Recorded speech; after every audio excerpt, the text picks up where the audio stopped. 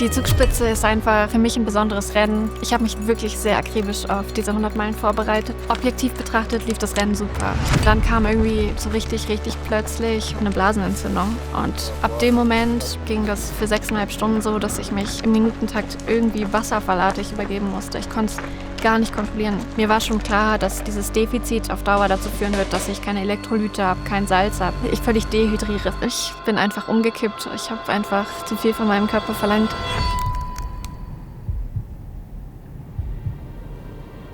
Als ich die Saisonplanung letztes Jahr gemacht habe und gesehen habe, dass es bei der Zugspitze erstmalig 100 Meilen gibt, hat mich das sehr gereizt. Die Zugspitze ist einfach für mich ein besonderes Rennen, weil die 40 Kilometer damals 2018 mein erstes richtiges Trailrennen waren. Dadurch, dass ich da gewonnen habe, hat sich für mich einfach so ein bisschen diese Trailrunning-Welt eröffnet. Beim letzten Jahr bin ich ja eben die 86 Kilometer dort sehr gut gelaufen. Deswegen ist es schon ein Rennen, womit ich einfach sehr viel Positives verbinde. Und es ist halt in Deutschland das größte Trailrennen, da kommen alle zusammen.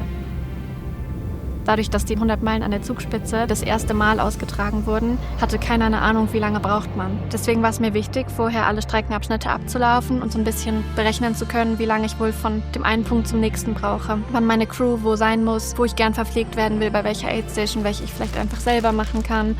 Es gab auch kurz vorher die Ankündigung, dass man einen Helm braucht, weil eine Kletterpassage drin ist oder ein Klettersteig. Ich habe gerade die E-Mail bekommen, dass beim Zugspitz Helmpflicht ist. Der Helm ist damit Teil der Pflichtausrüstung. Endlich. Aber keine Bange, du musst den Helm nicht die ganzen 100 Meilen mitführen. Ich habe noch nie Helmpflicht gehabt in einem Rennen und habe deswegen gar keinen Helm. Und wollte jetzt mal schauen bei Bergfreunde, ob ich da einen Helm finde, der sowohl leicht ist als auch an meinen Rucksack geht. Der wird auf jeden Fall nur 155 Gramm wiegen. Hier steht für alpines Klettern und Sportklettern. Das, was man halt bei 100 Meilen so macht. Okay, dann haben wir den Helm. Der gehört dieses Mal zur Pflichtausrüstung. Es waren einfach viele Dinge, wo ich mir sicher sein wollte, dass ich 100% darauf vorbereitet bin. Ich habe mir auch eine Strategie zurechtgelegt, wie ich das mit den Lampen mache. Also ich plane mit der Lampe die ganze Nacht zu laufen. Letztes Jahr habe ich die hier an der Zugspitze getestet und seitdem hatte ich die bei jedem Nachtrennen auf. Und die hat mich bis jetzt noch nie im Stich gelassen. Und nach dem Start nehme ich aber erstmal nur die mit, weil ich bis zur ersten Verpflegungsstation, wo ihr mich verpflegt, glaube ich, nur so eine halbe Stunde in der Dämmerung bin.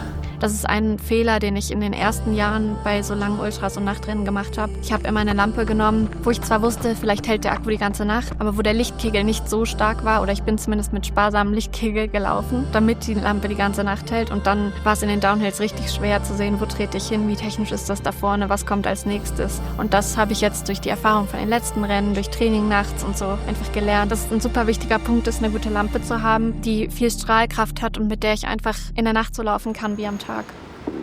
Dieses Jahr sind die 100 Meilen auch in Garmisch gestartet und das war für mich die Premiere, nicht nur in Garmisch ins Ziel zu laufen, sondern auch in Garmisch zu starten. Und ich kannte diese Fotos und Videos von den Starts aus den letzten Jahren, von den 100 Kilometern und wusste, dass die magisch sind, wenn die da nachts loslaufen. Aber was mich bei den 100 Meilen beim Start am Donnerstagabend erwartet hat, war nochmal was ganz anderes.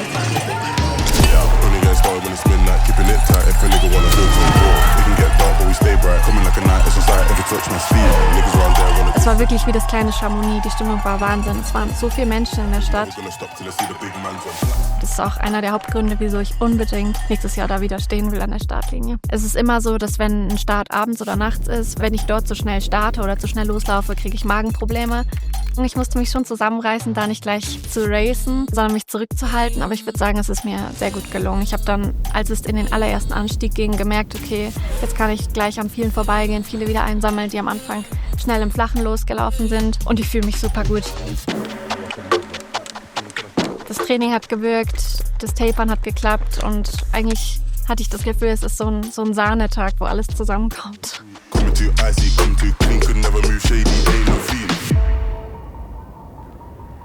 Ich habe die ersten Stunden im Rennen richtig genießen können und gedacht, es läuft super.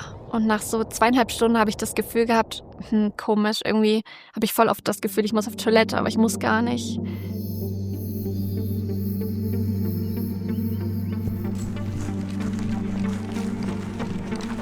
Ich habe dann so ein leichtes Brennen gemerkt und dann gemerkt, ich glaube, ich habe eine Blasenentzündung. Und es war total komisch, weil ich das halt ewig nicht hatte und schon gar nicht im Rennen oder beim Laufen. Hab dann aber gedacht, naja, irgendwie einfach weiterlaufen. Es wird schon besser werden oder ich werde da mich schon durchzwingen können. Es ist ja eigentlich nichts Unmögliches.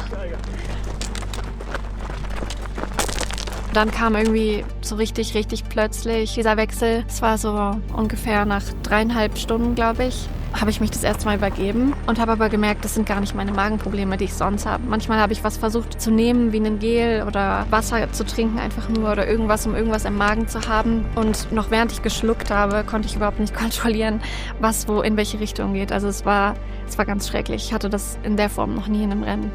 Ich habe da gemerkt, dass es einfach vom Körper eine Reaktion auf wahrscheinlich die Entzündung von der Blasenentzündung ist. Es war auf jeden Fall was für mich völlig außer Kontrolle geraten ist in dem Moment.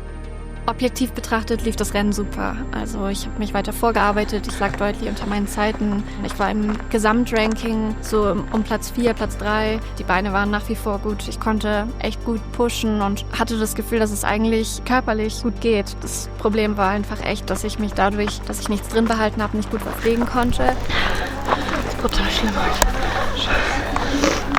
Also ich nehme die ganze Zeit Gels, aber ja. bald nichts drin. Ja, okay. Schock. Okay. Danke, super. Bravo, aufgehen. Super. Okay. Im Rennen ist es nicht so wie im Training oder wenn man zu Hause ist, dass man merkt, okay, ich habe eine Entzündung im Körper, okay, ich übergebe mich ohne Pause, ich sollte jetzt keine sportliche Maximalbelastung machen.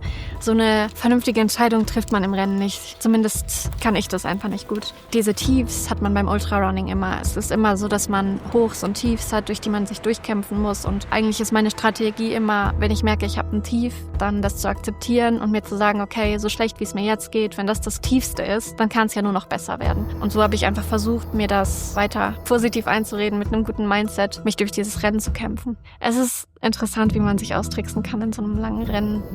Ja, der Aufstieg zur Niederen Munde war eigentlich einer meiner Lieblingsteile auf der Strecke. Ich habe mich wirklich gut gefühlt, obwohl ich mich da die ganze Zeit übergeben habe. Oben standen relativ viele von der Bergrettung und die haben mich auch richtig angefeuert, haben sich voll gefreut, dass schon die erste Frau kommt.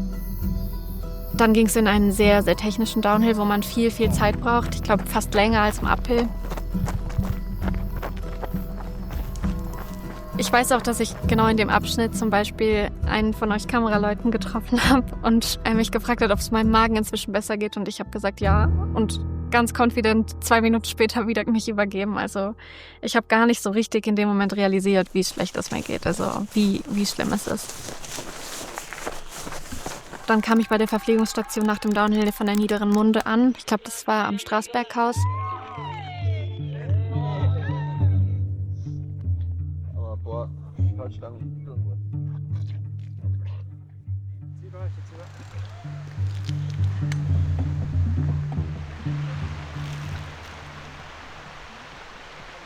Ich glaube, ich habe, während ich dort war, 3-mal mich übergeben.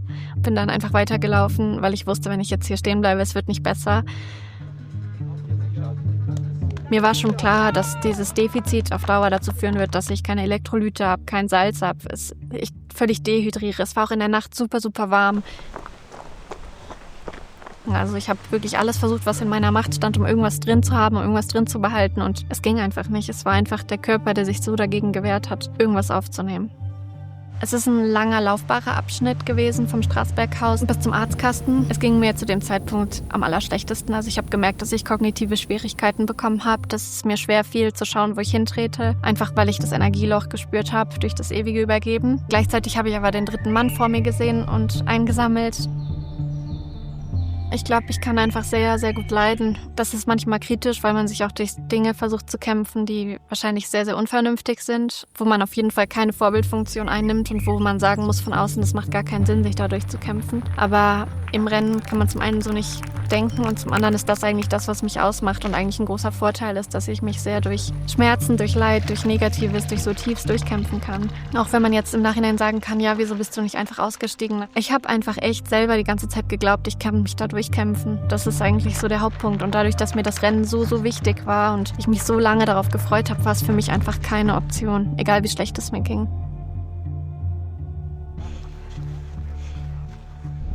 Als ich dann oben war und es in den Downhill ging, da ist es mir so schwer gefallen, meine Schritte zu kontrollieren. Ich habe einfach mich versucht darauf zu konzentrieren, nur noch einen Fuß vor den anderen zu setzen.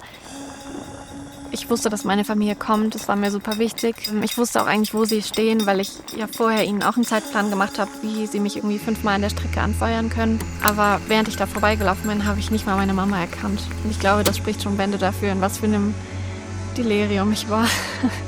Und dann ist das nächste in meiner Erinnerung, dass ich bei der Aid Station stehe und dass ich gesagt habe, wenn ich mich jetzt hinsetze, dann kann ich nicht weiterlaufen. Ich muss weiter. Und er mich angeschaut hat und gesagt hat, du musst dich ganz kurz hinsetzen, Und ja, dann weiß ich nur, dass mir ultra schwindelig geworden ist.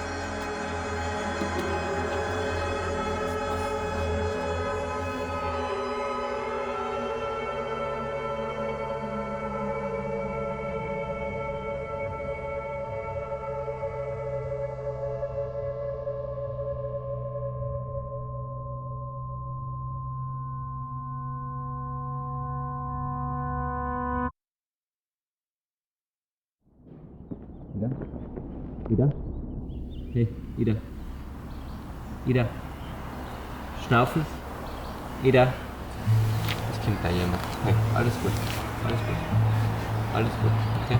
Es waren dann auch recht schnell Sanitäterinnen und eine Ärztin da und es war eben meine Familie da, es war meine Crew da. Es haben sich dann alle um mich gekümmert und ich habe Infusionen bekommen und ich hatte wohl auch recht Probleme mit dem Atmen, weswegen ich dann auch eine Atemmaske zeitweise hatte. Ich habe dann erstmal Salze bekommen, ich habe Elektrolyte bekommen, ich habe alles bekommen, was es gebraucht hat. Ich habe wohl auch sehr, sehr extrem gezittert, deswegen auch Magnesium und so bekommen. Ich weiß, dass ich irgendwann gefragt habe, ob ich jetzt weiterlaufen darf. Da hat dann die Ärztin zu mir gesagt, nein, dass sie mich nicht weiterlaufen lässt, dass das auch nicht erlaubt wäre. Aber in dem Moment konnte ich noch gar nicht greifen, dass das Rennen jetzt für mich vorbei ist und dass eigentlich dieses große Ziel, was ich hatte, da ein super 100-Meilen-Rennen hinzulegen, dass das an dem Tag nicht klappen wird, dass ich das Ziel nicht erreichen werde. Diese richtige Enttäuschung darüber, dass man das Ziel nicht erreicht, was man jetzt so lange vor Augen hatte, die ist echt erst am nächsten Tag gekommen. Da hatte ich erst so richtig diesen Breakdown. Beim Ultrarunning ist einfach schwierig, dass man nicht so viele Möglichkeiten im Jahr hat. Also ein 100-Meiler kann man höchstens 2-mal im Jahr laufen. Man kann einfach nicht sich in der nächsten Woche wieder an die Startlinie stellen und sagen, ich laufe jetzt wieder 100 Meilen und kann zeigen, was ich trainiert habe oder kann zeigen, was in mir steckt. Und gerade weil ich halt das Gefühl hatte, ich hatte so einen Sahnetag und war so gut vorbereitet, hat es mich irgendwie dieses Mal noch härter getroffen. Dann muss man halt auch sagen, wenn man viel in der Öffentlichkeit ist oder halt eine YouTube-Serie hat oder einen Podcast, wo man darüber spricht, was die Ziele sind und wo man startet, dann schauen natürlich auch viele von außen drauf. Ja, es hat einfach jeder eine Meinung dazu und das ist mir in dem Moment auch schwer gefallen. Also, oh Gott. Ich würde sagen, dass ich eigentlich ziemlich gut daran bin, dadurch, dass ich einfach schon jahrelang im Sport bin und auch mit Leistungssport groß geworden bin, Dinge abzuhaken, Rückschläge abzuhaken und neue Ziele zu setzen, das Positive selbst aus so negativen Sachen mitzunehmen. Und das gelingt mir persönlich gut. Aber wenn da so viele dann von außen eine Meinung zu haben und einem noch wochenlang immer zu sagen, oh, ich hoffe, es zerstört dich mental nicht komplett, das ist schon auch schwer. Und da ist es dann wichtig, dass man so ein bisschen eine Bubble um sich schafft, wo man nur Leute reinlässt, die einen gut kennen und die wissen, wie sie einen besser unterstützen, ohne dass sie es einem noch schwerer machen. Und das war für mich so das Entscheidende in dieser ersten Woche nach der Zugspitze. Ich habe dann am Freitag geschaut, was kann jetzt ein Plan B sein, wo ich ein gutes Rennen laufen kann, was ich als Trainingsrennen nehmen kann und was mir dann auch auf dem Weg zum TDS als Training was bringt. Und ich kannte vom Kaiserkrone Trail im Wilden Kaiser die Fotos und Videos aus den letzten Jahren. Ich wusste, es hat den Ruf, sehr technisch zu sein, weil es eben auch ein Sky Race ist. Das ist perfekt, das wird jetzt mein nächstes Ziel. Ich möchte als Trainingsrennen den Ultra bei der Kaiserkrone laufen und brauche das wahrscheinlich auch so ein bisschen für die Seele, dieses, ich brauche ein Rennen, wo ich jetzt alles geben kann.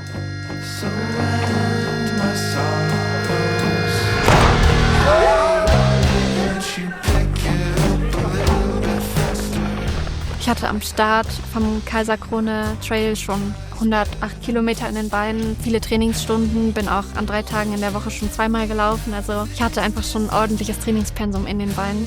Und das war auch das Ziel. Also es war das Ziel, das Rennen als Trainingsrennen zu laufen. Aber trotzdem habe ich irgendwie gedacht, dass ich mich besser fühlen würde. Also ich habe recht früh gemerkt, die Beine gehen zu. Und es war von Anfang an ein richtiger Kampf. Ich habe von Anfang an gemerkt, der Körper ist nicht erholt, die Strecke ist schwierig. Und ich muss mich vor allem mental hier heute richtig, richtig reinschicken. Wir sind den ersten Kilometer in 3,40 gelaufen und ich habe gedacht, das war überhaupt nicht der Plan. Und dann habe ich mich ein bisschen zurückgenommen und mir gesagt, bei so einem Ultra, das wird hinten raus entschieden, da muss ich jetzt erstmal alle laufen lassen, alle ziehen lassen und einfach mein Ding machen. Und habe dann im ersten Uphill gemerkt, ja, ich kann aber schon gut hochlaufen. Also ich versuche einfach den Uphill durchzulaufen, dann sammle ich schon wieder einige ein und dann wird das schon. Und das hat auch gut geklappt. Dann war aber der erste Downhill und da waren so recht viele Holzstufen und die waren recht nass und recht rutschig. Und da habe ich mich voll zusammengerissen, mich natürlich nicht zu verletzen und vorsichtig runterzulaufen. Und da haben mich 2 Männer direkt eingeholt. Das war so das erste Mal, wo ich gedacht habe, boah, da kann ich jetzt nicht mitlaufen.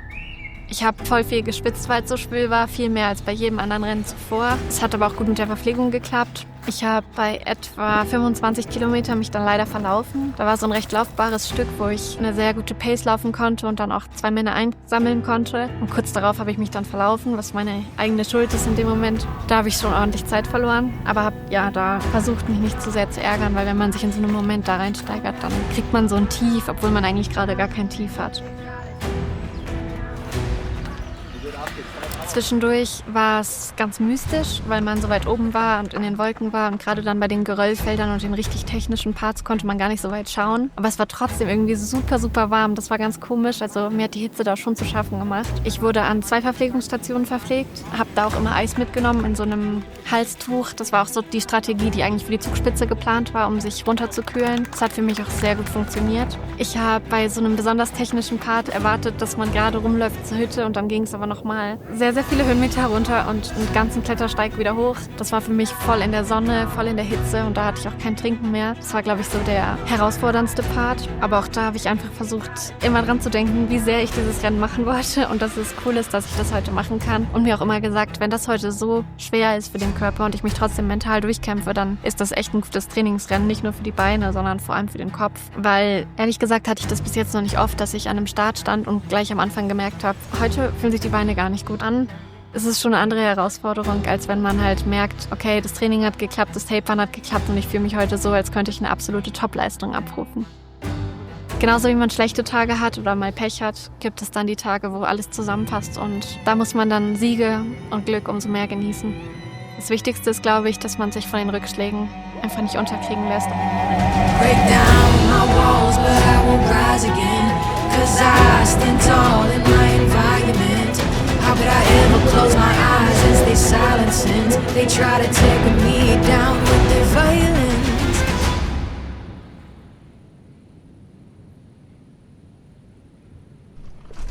Achtung, pass auf. Steinschlag. Deswegen sollte man einen Helm dabei haben, David. Also da kommt sie schon rein. Da hat sie kein Problem.